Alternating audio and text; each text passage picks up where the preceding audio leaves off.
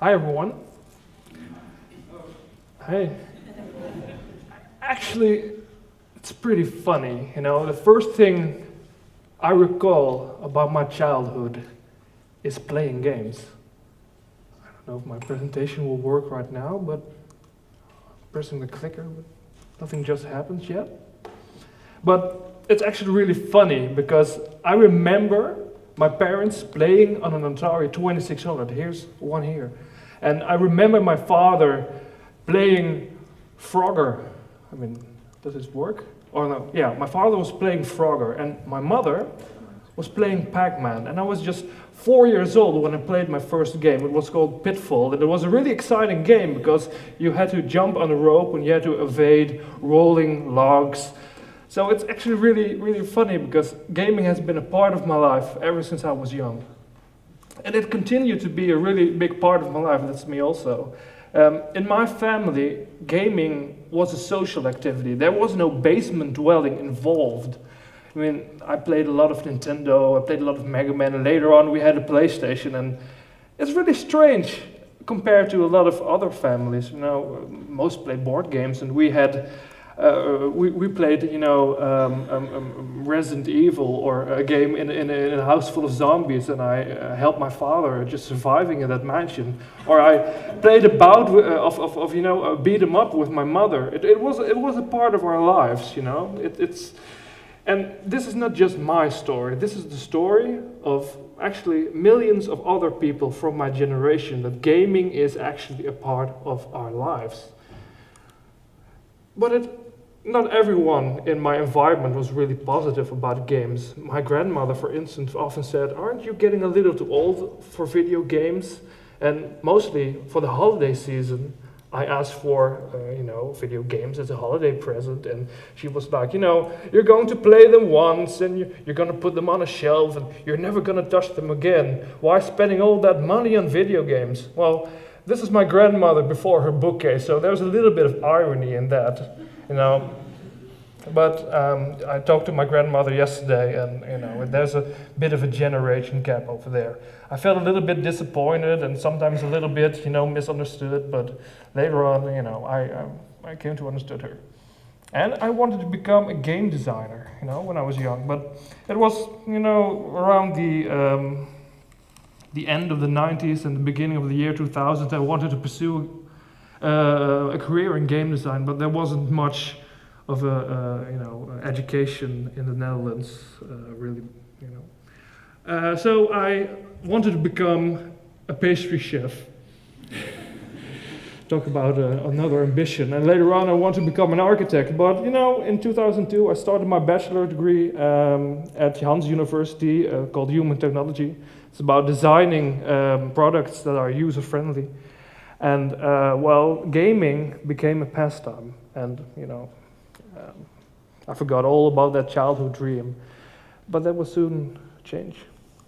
As a human technology engineer, you're designing products that are, helpful. They're usable. People can use them really good. And it was about the last year of my bachelor program. It was the fourth year, and there was a sudden revelation: why not design games that are user friendly? And I did my accent internship here in Groningen for Gaming for Healthcare. It's for the Universal Hospital here, to teach people how to, how to handle aggression, how to handle dementia on the work floor. So that is actually a serious game. And serious games, you've probably heard about serious games. Serious games are games that are, they're just games, but they can use for serious purposes. For education or advertisement and things like that. And it's actually really funny because after my exam internship, there was a serious game developer here in Groningen, and I started to work there. So, yay, I'm a game designer finally after all. So it all came full circle. But that was good. Gaming has changed a lot the last few years, and we don't just play games on a Nintendo or a PlayStation. We play them on our mobile phones. We play them on the internet. We play them on the social media. Right now, the game industry is far bigger than the movie industry in profits. And geek is the new sexy. You know, we have a gamer and geek culture, and it's socially acceptable to, you know, like play video games. It's not this stigma anymore of basement dwellers. And well, you know, when you talk about gamers, the biggest gaming target group out there are the casual gamers. So they're women between 25 and 40 years old. So think on that when you talk about gamers. A lot has changed the last few years.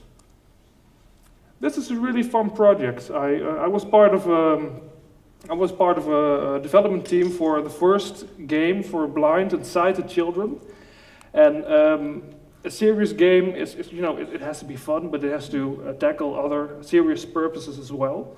And this game has as a purpose that blind children can play it with seeing children. Was one of the main purposes of the game, and the other purposes was that blind children had to train their balancing skills to improve them. You know, but in essence, we just made a cool game because children don't give a thing about balancing skills. They care about getting those treasures. So in this serious game, all what we did is made a cool game with some nice side effects. And that's the cool thing of my job, you know, making games. It's a tough crowd to please. You have to engage them. And making serious games even more tougher because you have to keep in account all the, the side effects that game must have. So, but it's cool.